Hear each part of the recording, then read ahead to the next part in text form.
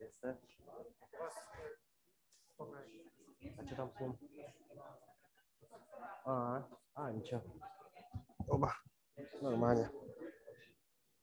Оба.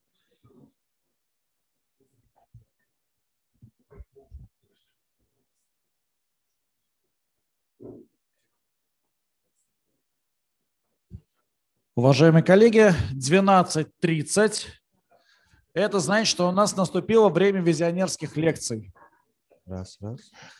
Можно занять свои места, прекратить параллельные дискуссии. Спасибо большое всем, кто пришел вовремя. Часть группы у нас еще подтягивается. И у нас перед обедом важная визионерская лекция. А на что обращает внимание Корпорация развития Якутии? И о точках притяжения, о тех смыслах, на которые нам стоит обратить внимание, нам расскажет Афанасий Савин, генеральный директор. Ваши аплодисменты. Отлично.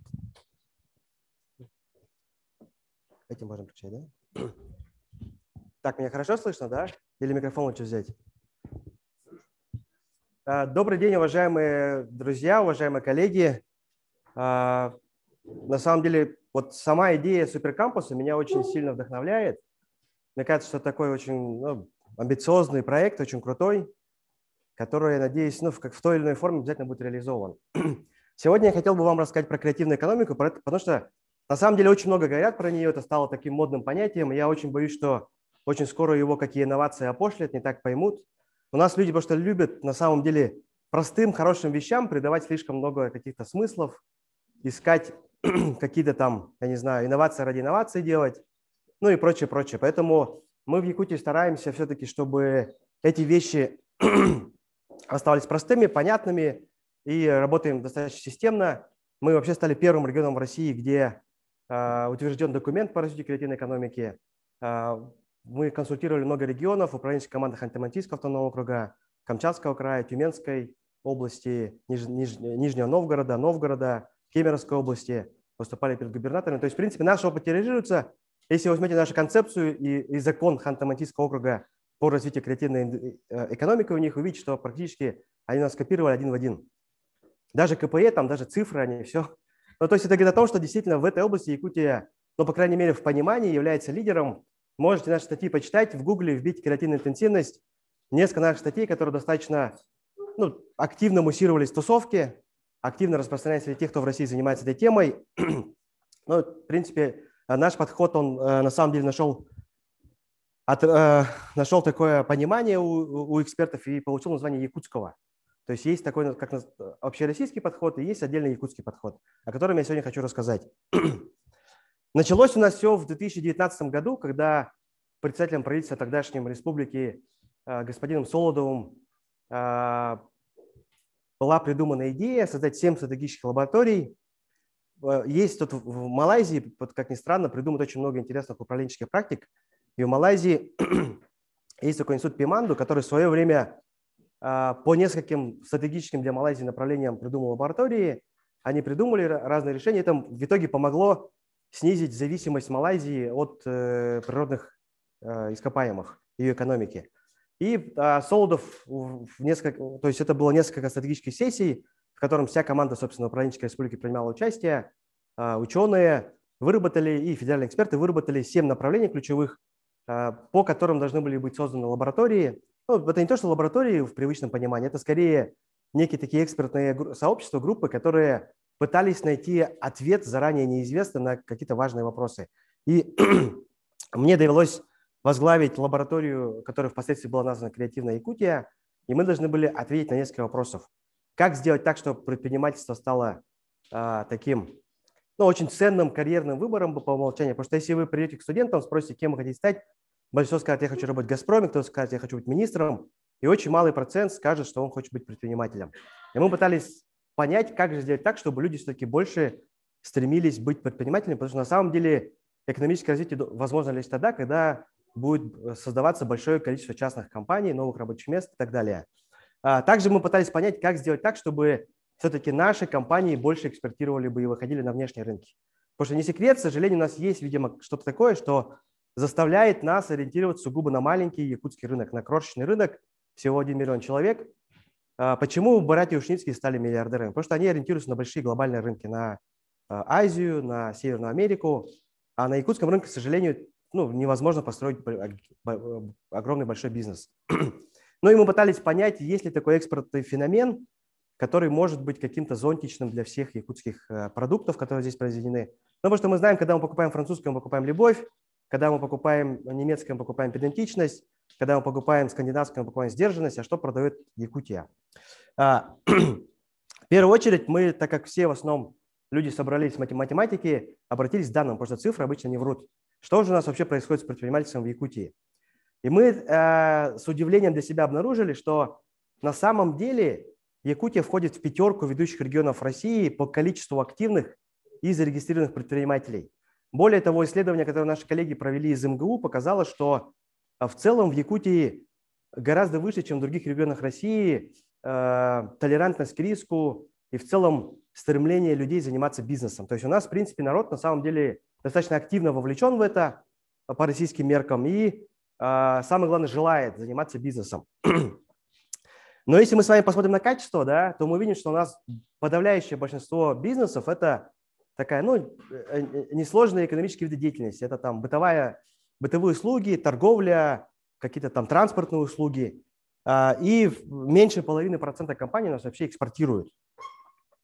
При этом, если мы посмотрим вообще, что творится вот в самом большом секторе, вот нашей именно не сырьевого сектора, да, это торговля, транспорт, розничные услуги, мы видим, что тенденция идет к тому, что количество компаний сокращается, при этом покупательная способность населения не растет, как мы видим.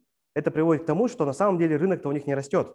И они практически там за маленький кусок пирога дерутся друг с другом, там более сильные пожирают более слабых, но как такового развития, к сожалению, не происходит. Также налоговая статистика нам говорит о том, что с годами количество компаний якутских, которые увеличивают свои масштабы, то есть из средних превращаются в крупные, из малых в средние, меньше в 2 раза, чем те, которые наоборот уменьшаются. Это, конечно, в том числе связано с налоговой оптимизацией. Есть же льгота, там, если у тебя до 100 человек в компании, прочее, но все равно паттерн такой есть. Также мы очень много работали с предпринимательским сообществом, вообще пытались залезть им в голову и увидели, что на всех тусовках предпринимательских, да, на всех этих форумах, вот эти все бизнес-коучи, их наши местные, обсуждают тему масштабирования внутри республики. То есть у них мечта, там, вот он развился в Якутске, пойти куда-нибудь в район, в Вилюйскую группу районов, еще куда-нибудь. То есть, хотя на это на самом деле, казалось бы, столько же тратится ресурсов, если бы они хотели бы открыться где-нибудь там, в Хабаровске, например, или в Москве, или там за рубежом. И из тех, кого мы опрашивали, всего 7% выходит за пределы Якутии, то есть, включая другие регионы России. Там 0,5% это именно экспортные поставки, то есть за рубеж, то всего 7% у нас выходит вообще за пределы Якутии как региона, как субъекта РФ. При этом, на самом деле, наш якутский бизнес испытывает огромный прессинг со стороны таких, более эффективных региональных, федеральных компаний. Если раньше мы с вами там молоко покупали молочный дождик, сейчас там фермерское подворье. Если раньше авиакомпания Якутия практически половину рынка занимала Якутск-Москва, сейчас меньше, по-моему, четверти. Seven, Аэрофлот вытесняют. Если раньше мы шли купить компьютер там в Эльфе или дисплей, сейчас мы идем в NVIDIA или DNS. Если мы раньше парфюм покупали в магазине Туяра, сейчас мы покупаем в Литуале. То есть это говорит о том, что на самом деле наш бизнес, он из самых таких вот перспективных ниш выжимается, но при этом он сам… И также есть, конечно, влияние e-commerce, это все Wildberries, AliExpress, Озоны, влияние которых на самом деле сейчас сложно оценить, но при этом наш бизнес почему-то он в ответ не выходит наружу, да, а вот борется на все меньшем и меньшем внутреннем рынке. То есть вот каким мы выводом пришли после этого? О том, что у нас на самом деле высокая предпринимательская активность, но при этом у нас все бизнесмены заняты достаточно простой деятельностью, несложной. У нас очень мало компаний что-либо экспортируют или вообще выходят на внешние рынки. И при этом они пожирают друг друга здесь на маленьком рынке, и их, в свою очередь, вытесняют большие федеральные игроки. При этом мы поняли, что на самом деле ориентация нашего бизнеса на внешние рынки – это на самом деле не просто вопрос развития, но и вопрос выживания. При этом Мы специально не стали смотреть компании, как Майтон, Эйндрайвер, Фантастика, айтишники, но у них немножко другая парадигма.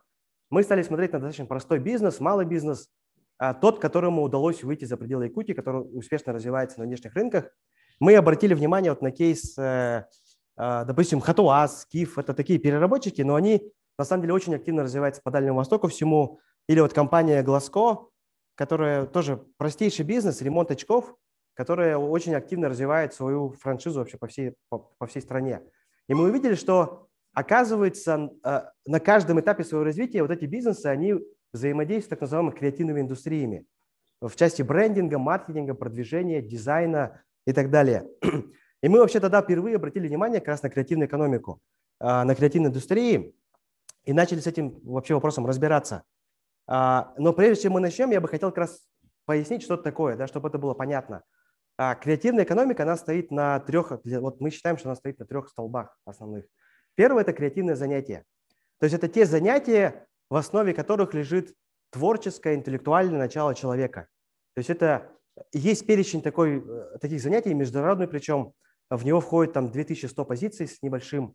Это люди, которые занимаются дизайном, маркетингом, кино, фото, видео, программирование, аналитика. То есть это такие вот позиции, которые именно связаны с таким творческим интеллектуальным началом человека.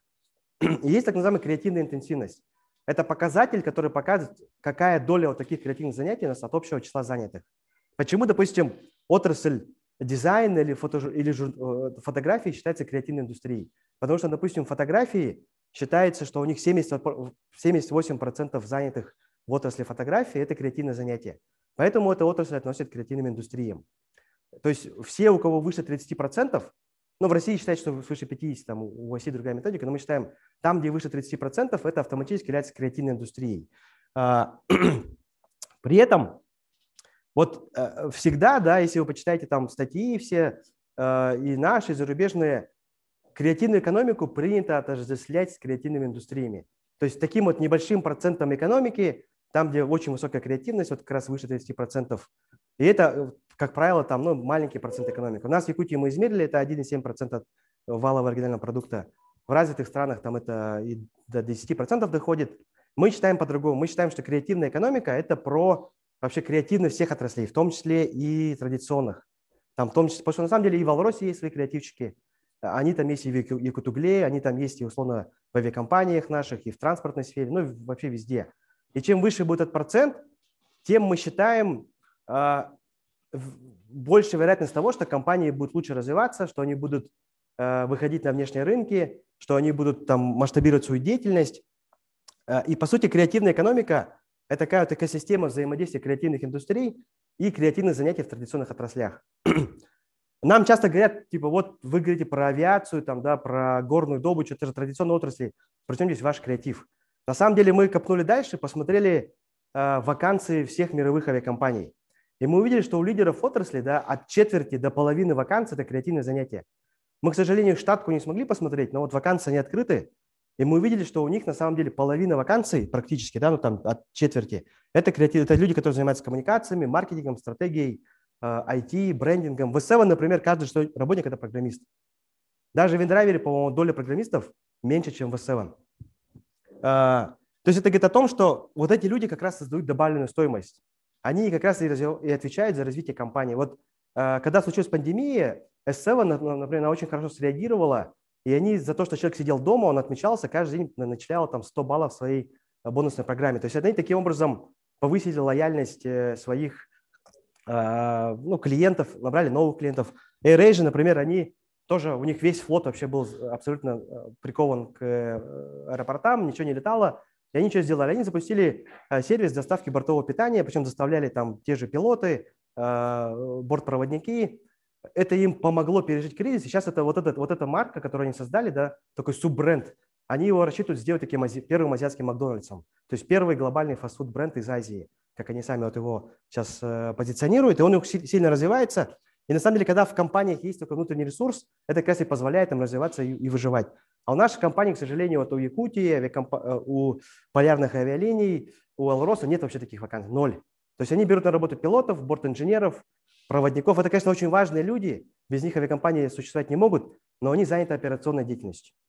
А заниматься развитием, к сожалению, некому. Придумывать там, по каким маршрутам летать, новые продукты, там, определять, какие целевые аудитории и прочее, прочее. Даже вот взять Магнит, да, ну как наш Айгуль, вот любой супермаркет, там Макс Маркет, да, в Магните есть такая фирма. Даже у них 40% вакансий – это креативные занятия. Это все те как раз люди, которые относятся к так называемым креативщикам. И мы для себя тогда сформулировали, что для нас, на самом деле, да, для Якутии, задача развития креативной экономики – это не просто вот маленькие вот этой креативной индустрии, да, сейчас 1,7% превратить там в 3, 5% или 10%, как в Великобритании, да. У нас стоит задача все-таки через повышение креативной интенсивности всей экономики в целом наш весь несырьевой сектор повысить в несколько раз. Сейчас у нас там около, ну, по официальной статистике, 250 миллиардов, а мы хотим, чтобы он был там триллион, условно говоря. То есть через ориентацию на внешние рынки и через повышение креативной интенсивности. При этом, да, когда мы смотрим на наш несырьевой сектор якутский, мы видим, что его половина занимает наши госкомпании. Как раз та же Якутия, те же полярники, там, Якутский хлебокомбинат и же с ними. Но так получилось. Это, конечно, можно говорить, что это плохо, что в целом там доля государства в экономике большая. Но мы имеем, что имеем. И на самом деле мы считаем, что мы должны с этим тоже что-то делать, потому что, ну, допустим, Саханефтегазбыт или авиакомпания Якутия, да, почему бы им не становиться большими игроками глобальными? Почему Саханефтегазбыт должен там концентрироваться только на маленьком якутском рынке? Почему не может стать федеральной нефтегазовой компанией, как Татнефть, например, огромная? Или почему Якутия должна быть таким локальным переводчиком? Почему они не могут стремиться к тому, чтобы стать как S7 или как Аэрофлот? И мы решили посмотреть, а что у них творится внутри. Мы изучили все штатные расписания, все должностные инструкции всех наших компаний с участием республики. Мы что сделали первым делом? Да, мы, во-первых, изучили все крупнейшие порталы вакансий, около 6 миллионов вакансий мы изучили. Мы выделили базовые креативные занятия, которые присущи именно традиционным отраслям, именно традиционным, а не креативным изначально. Мы выделили эти вакансии и сличили с нашими госкомпаниями. Мы видели, что у нас креативная интенсивность госсектора, она у нас всего лишь 1%. Всего лишь 1%. И, допустим, в Великобритании креативная интенсивность традиционных отраслей 3%. То есть это говорит о том, что нам на самом деле есть куда стремиться. Ну и к тому же мы сейчас, вот я чуть подробнее расскажу о тех проектах, которые мы уже делаем, да. Мы считаем, что вот мы сейчас вместе с Министерством внешних отношений уже для наших госкомпаний ставим новые КПЕ. Во-первых, сколько у них таких креативщиков в штате, ну какая доля у них, да, и какой процент выручки они получают на внешних рынках. Эта политика, на самом деле, так называемая экспортная дисциплина, нашла очень хорошее применение в странах Восточной Азии, на Тайване, в Японии, Корее, Китае, где каждая компания с госучастием или компания, которая пользуется государственными субсидиями, обязана выходить на внешние рынки, потому что они обязаны подтверждать качество своей продукции, сталкиваясь с глобальной конкуренцией. Потому что вот напротив в Юго-Восточной Азии, да, там происходила такая вот политическая борьба, где все усилия предпринимателей были направлены на то, чтобы у политиков выбить субсидии, говорить о том, что наши хатоны там суперевропейского уровня, мы тут производим суперкрутой базальт, который там затмит все мировые аналоги. На самом деле это не находило подтверждения на рынке. У нас таких историй тоже в Якутии на самом деле очень много. В Китае же очень просто. Вот тебе требования, хорошо, ты получил субсидию, треть выручки получаешь на внешних рынках. Если мы видим, что ты можешь конкурировать на глобальных рынках с другими игроками, значит, ты действительно хороший руководитель, вот у тебя хорошая команда, вы производите хорошую продукцию. Если нет, то извини, приходит другой менеджмент, который такие же требования получает. То есть там такая вот система отсеивания проигравших. То есть у нас есть вот, мы всегда часто используем систему выбора победителей, да, у них система другая. Это вот была хорошая игра министра, да, там тоже я на самом деле сразу сказал, что вы неправильно делаете.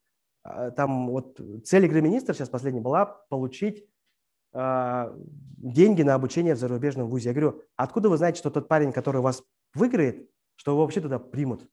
Откуда мы это знаем? Вдруг он английский язык не знает. И в итоге там, как и получилось, тот, кто выиграл, он в итоге нигде не учился. Допустим, в Казахстане система Балашак, да, у них грантовая система обучения, там очень простая система, как раз-таки отсеивания проигравших. Человек, который сам поступил там, ну, в ведущие вузы мира, там Гарвард, Стэнфорд, Йель, он сам поступил, приносит бумаги, я поступил. Вот молодец, автоматически ему перечисляются деньги на обучение. То есть не они выбирают, а они отсеивают. И это очень честная система. И, кстати говоря, вот По-моему, целевой набор таким же образом сейчас изменили, Минобр науки РФ, за что им большое спасибо. Если раньше целевой набор тоже был такой, ну, какой-то блатной, там, где все как-то под ковром договаривались, сейчас очень просто. Сам поступил, сдал документ, открытый конкурс, у кого больше баллов, тот и автоматически прошел, без никаких выборов победить. То есть эта система нам кажется более объективной.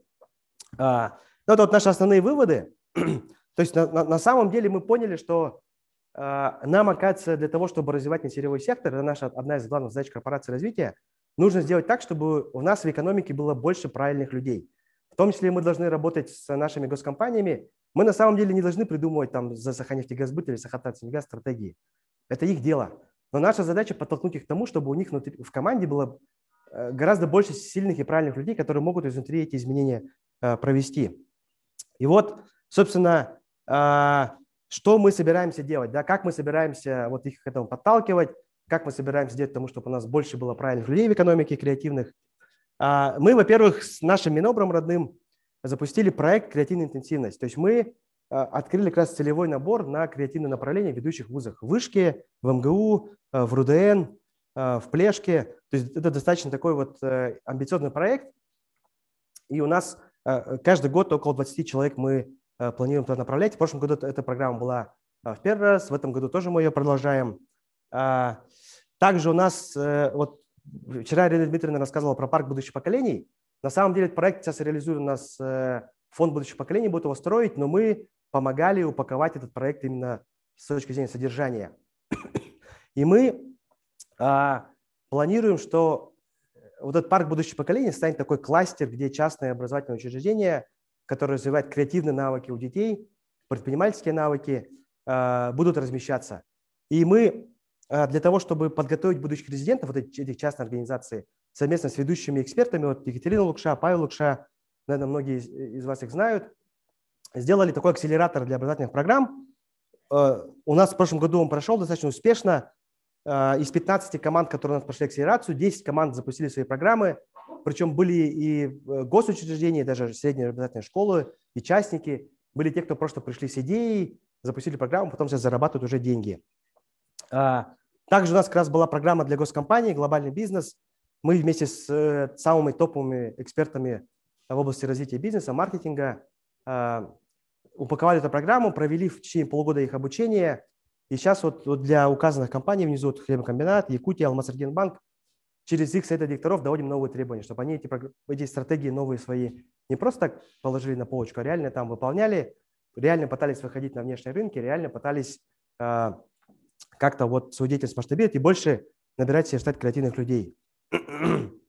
Ну и наша вот школа глобального бизнеса, мы поняли, что этот опыт программы глобального бизнеса нужно масштабировать, создали ОНОшку, школу, и вот у нас такая амбициозная цель создать очень крутую в Якутске бизнес-школу.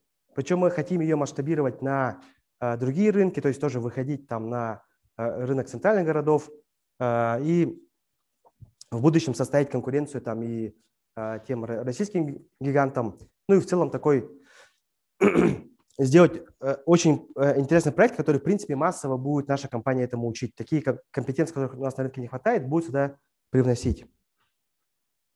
Ну и наш кластер «Квартал труда» – это такой дом для креативщиков. У нас в Якутске есть дом для айтишников, IT-парк.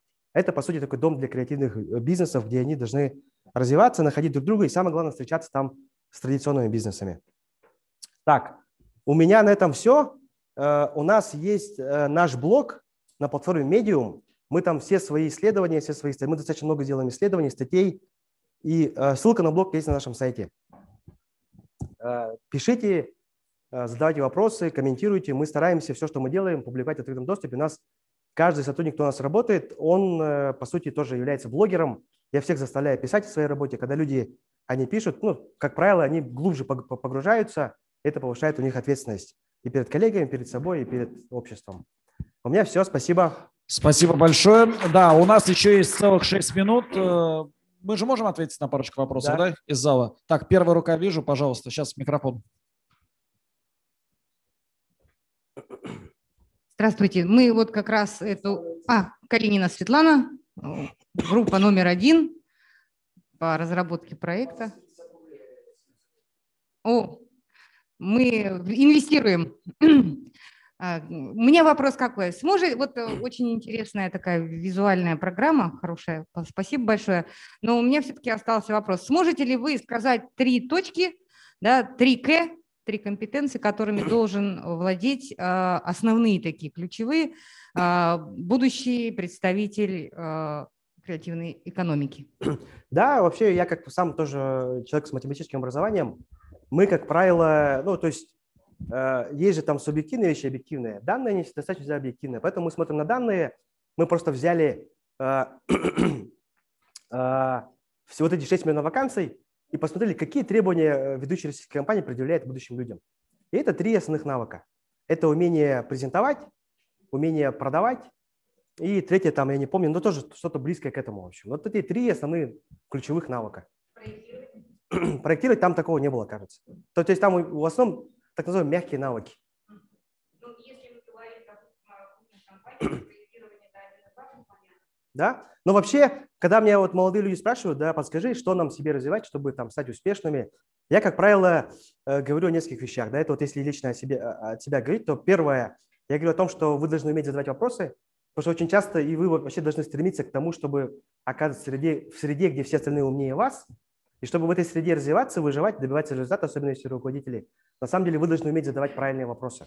И как правило, вот дети очень хорошо задают вопросы, а взрослые потом что-то стесняются, начинают там как-то вот, ну, кажется, что вот люди боятся показаться дураками. Я говорю, не бойтесь казаться кому-то дураками, главное – это результат, умейте задавать вопросы, потому что очень часто, когда эксперт сидит, он все знает, но он, может быть, сам до этого как-то вот не совсем догадывается, или сам не может найти решение, и самый простой способ его подвести к решению или там группу экспертов – это задавать правильные вопросы. Второе – это умение критически мыслить. Это в целом, наверное, то, что многие зарубежные преподаватели, когда их спрашивают, вот когда придут в России, какая разница между зарубежными студентами и российскими, они все отмечают, что у российских студентов, к сожалению, отсутствует навык критического осмысления. Это, например, вот мы посмотрели ролик там какого-нибудь оппозиционера, и все, что он там сказал, верим абсолютно на слово. Или посмотрели Первый канал, и все, что там сказали, тоже верим абсолютно на слово. Не пытаемся делать никакой факт-чекинг, не пытаемся задавать критические вопросы, осмыслять каким-то образом. В этом плане, конечно, вот в западном образовании это есть. Там и их тесты все, это GMAT и прочее, они как раз-таки пытаются оценить умение человека критически мыслить. Ну и третье, это я всех пытаюсь призвать научиться продавать. Потому что на самом деле наша жизнь, даже если мы там не бизнесмены, не продавцы, да, она во многом связана с тем, что мы всю жизнь пытаемся кого-то к чему-то там побудить, убедить. То есть это, по сути, искусство там, принуждения, побуждения, мотивации. Это, по сути, тоже умение продавать себя, что-то, свой продукт, то, что ты сделал, свои идеи. Вот эти, мне кажется, 3 очень важных навыка. Ну и мы, на самом деле, вот я вначале сказал, что предпринимательство как лучший карьерный выбор. Да? То есть раньше мы исходили из понимания того, что предпринимательство – это такой вот карьерный выбор, что ты вот бизнесмен. Потом мы все-таки пришли к мнению, что предпринимательство – все-таки набор скиллов, которым должны все обладать. Это, то есть, получается, вот почему я всегда говорю университету, вы должны всех студентов, вне зависимости от их специальности, учить предпринимательству, потому что неважно, кто ты, чиновник, ученый или реально работаешь в бизнесе, ты должен уметь быть предпринимателем, должен предпринимать. Потому что это слово «предпринимать», быть активным. Почему нас часто говорят, что ученые, там их разработки никому не нужны? Потому что когда ты предприниматель, ты знаешь четко, вот, что ты должен создать и кому ты это можешь продать, кому это интересно. То же самое ученые, вот западные ученые в этом, наверное, сильнее, потому что они понимают, кому можно их разработки продать, и вообще, что стоит разрабатывать, что не стоит разрабатывать, где там можно найти финансирование, где можно найти грант. Ну и то же самое, наверное, касается и госчиновников, которые там должны в этой парадигме мыслить. Спасибо большое. Есть время на еще один короткий вопрос. Это про умение задавать вопросы. 3, 2, 1. Продано? Нет. Второй раз нет. Аплодисменты нашему спикеру. Спасибо большое за визионерскую лекцию. Спасибо огромное. Уважаемые коллеги, перерыв на обед с 13 до 14. Если вы это сделаете быстрее, то дорабатываем то, что мы хотим сделать по проектной работе. В 14:00 мы встречаемся здесь. У нас будет лекция по атласу новых профессий. И плюс для всех желающих у нас прямо сейчас концерт.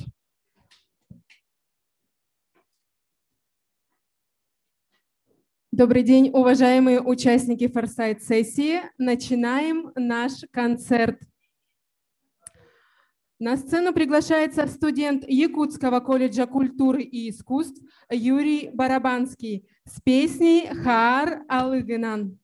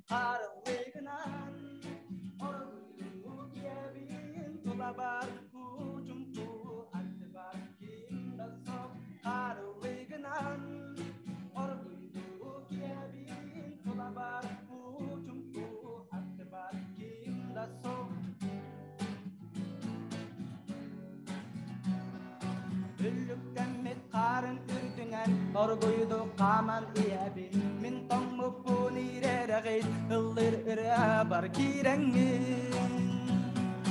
qarlignan orguydu kiyabin tulabar uchumpu atba kimda so qarlignan orguydu kiyabin tulabar uchumpu atba kimda so qarlignan Orguydu kiyabin tulabar uchumpu aktebar kimda so qarlignan Orguydu kiyabin tulabar uchumpu aktebar kimda so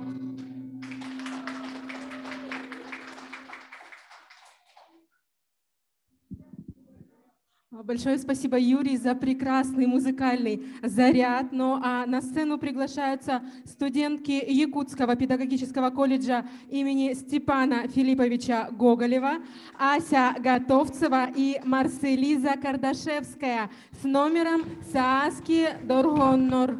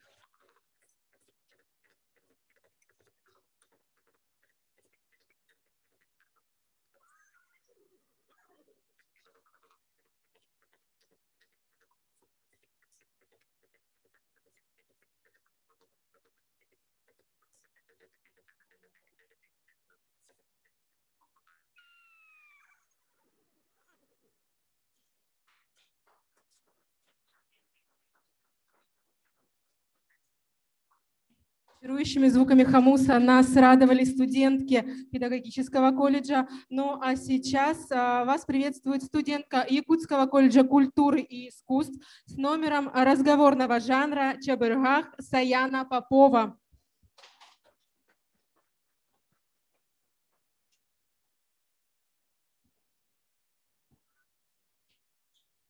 Saka çağılqa çabırqan, saka qoğunun, saka dıl tabrının, saka story'den, saka lokudun, saka bir bilektak. Terötler bütün bunlardan tuğunalar buturun, tuğulayıptırın, tuğunan tümütlerin. Bilirere bollak bana, birire bollak bana, direkt sizistenek bütün nesli ötelkönlük ve samnıva sargılnak ve saka bıdan taptır bollak bıdan kutuası bollak bana, bilgiler bütün öldür bollak bıd. Ulum turgu dikimden ki, nak bıdan kantan kan, nak bıdan toğutun, turulak bıdan toğuk, kulturulak bıdan, verdektak bıd, bilektak bıd.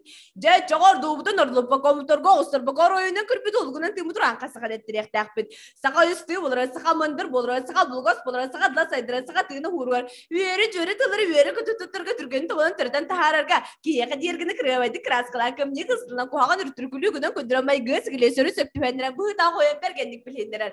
Hakadlan diğer diğerdi, saka üstler söylenin, saka lan müettek sümenin. Satan tama tutlarga taksılatı tıgar saka çalqa çabırkanan çakçı söltü saktıra söbülede sürgünü kuda koştura koyuyorlar. Stan sahalan sakarga stan sebilirge same sıdıdı, same küçüktü, same bergette bergenlik. Saka uslar ulandı kuyarığa koyup sıra yukanı üter çabırkak bolar. Күннәге бізде күлер үйер көжеске тұлтыргені жөрлән табадық талбадық тұттан қасыңырылға қытлабыққа қысылға қайдырбыққа иғақ болан ұрғалыққа қырсы қаусы құстан үркуді қоланыр қойын құбығыран ер болақ бұдына. Жақшы байтылла үсті бұған білілі бағчы барлақ түрген тұттыла бәр тәқі жын болық бұдейсін өмен. Онтан ең түгәлігіне бі мұнның әнер кегіне бі бейпіліс бі бейтігір бі бәдігер түйінігір бі бұста құстай бүгіләнне пұтламы бұппасты бұд. Әбедер бейді өсі сүрбетігайдамы патығайдамы болыр папа-пұтығайдамы. Илға пепетігені сәвін нәбді сінәбі сарынабы сарбықтабы Арту собал грау тода соқты паламыт. Илалы урбут урал бүтен тенді көлі біт ауқта солуды соқсыз көрбі селбетен біт уағағыз бірағаттан біт бұй тоқтан тақсарай. Жаруабынам. Чавырқа жүкчу тода өйләк сағыр ақай бадақ. Ақияқтар анияқ тода барғыр суғар әзістағын ады бада дуоду нұр бада едіңер бада санады сарына бада ойын өндіғыстыр бада кейттен тақсыра жол кайдебін. Жанан сақ сыға біденер болақ бідна. Саме бұстан тұран стан сағылық тақпы садан сеңердек тақпыд. Туғыз әнергідің, туғыз өбелергідің, туғыз әрергідің, туғы қайғырдың, туғы дарығыдың, туғыз әпсәргідің. Кәпістер кейдер сәләр, кейдер сысла соқыны свәсәқті сәргерге тыл тава тұттырғы түйерлен түйерге өрнек тұстақын. Онны солы еға ан бұстан тұран жағыл қай чавырқақ.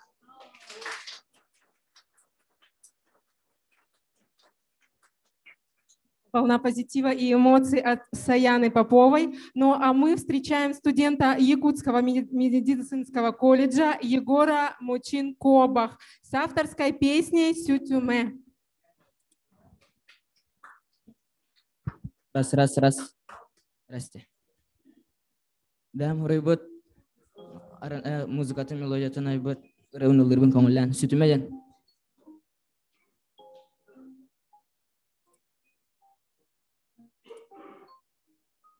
Ладно, рахат.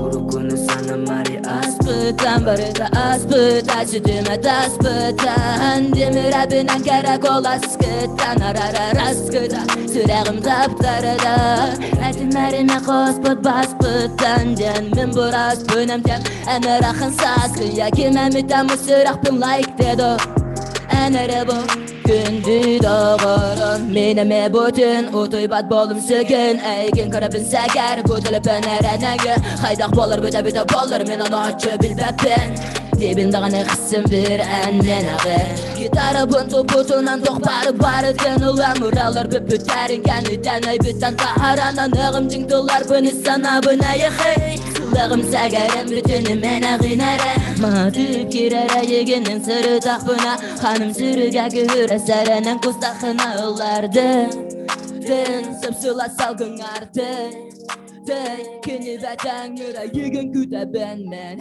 Dünleri günü seri toğu sütağınan Digin olar ere begin küte benmen Dünleri günü seri toğu sütağınan Urukunu sana mari aspıtan Barita aspıtan Sütüme taspıtan Demir abinin karakola sıkıtan Ararar askıdan Süreğim zaptırda Etümerime hospot baspıtan Cennim buras künümken Ener akın saskın Yakimemi tamı süreğim like dedo Enerem Gündü doğurum Nekin bu kadın olar etten Tuhabın tırtat ettin Sandan bardaman kanılata Enere bulağın kışan ya Ütümam egen Babaya durak yahalanga emre iken Ulaq bulgal kudulangan anı Kastübat istalan taptal künan kardar Ebeder ulumat tutuhan etme Qasım bir aydan Egerim kalamın ırastan Tamina yegen harisem Ötüskünen berbit askın var edin Karbaka üstemine yegen tapdibin Olaram bu kulabın Olihine yegen Süderikten kutunabın Mina yegen tapdibin Olaram bu kulabın Olihine yegen Watuma yermehe, watuma yatura Sürak bin umatım, zaten serene nuran Watuma yermehe, watuma yatura Romantan ulahi kharan erduha Urukunu sana mari aspıta Sütüme taspıtan Demir abinin karakola sıkıtan Ararar askıda Süreğim zaptırda Etimlerime hospot baspıtan Cennim buras künümten Ener akın saskın Yakimemi tamı süreğim like dedo Enere bu gündü doğurum Gündü doğurum Gündü doğurum Yo Maqtal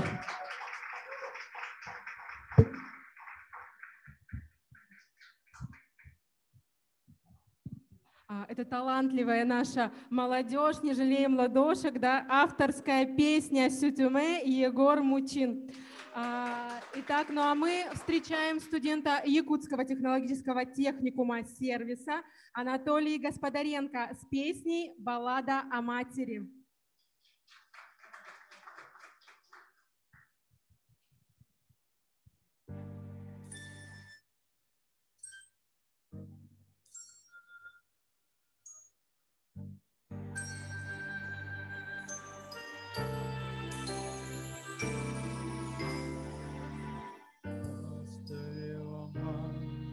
За 30 лет, а вестей от сына нет и нет, но она все продолжает ждать, потому что верит, потому что мать, и на что надеется она. Много лет, как кончилась война, много лет, как все пришли назад, кроме мертвых, что в земле лежат. Сколько их туда весело, мальчиков безусых не пришло.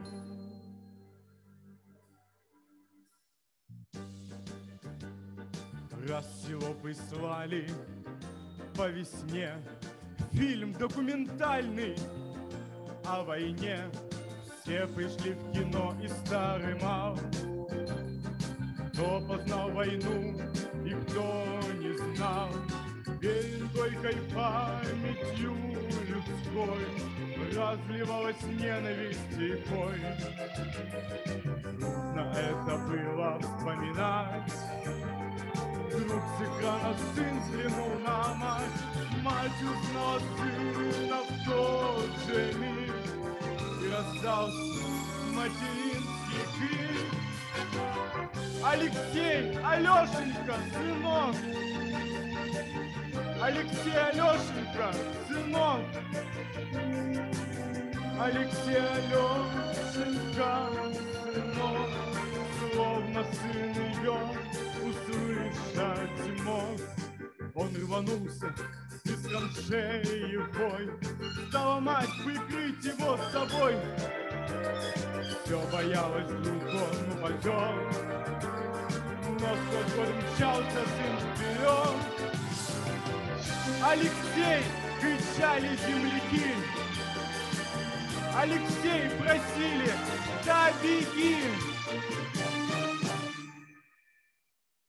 Кандыр сменился, сын остался жить. Просит мать о сыне повторить. Просит мать о сыне повторить. Просит мать о сыне повторить. И опять в атаку он бежит. Жив, здоров, не ранен, не убит. Алексей, Алешенька, сынок. Алексей, Алешенька, сынок. Алексей, Алешенька, сынок. Словно сын ее услышать мог. Дома ей все чудилось кино. Все ждала вот-вот сейчас в окно. Посреди тревожной тишины постучится сын ее с войны.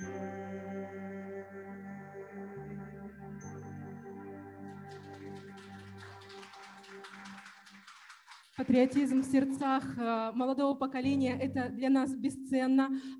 Уважаемые коллеги, друзья, на этом наша культурная программа подходит к концу, и мы приглашаем вас пройти в ваши аудитории. Приятного аппетита, обед подан.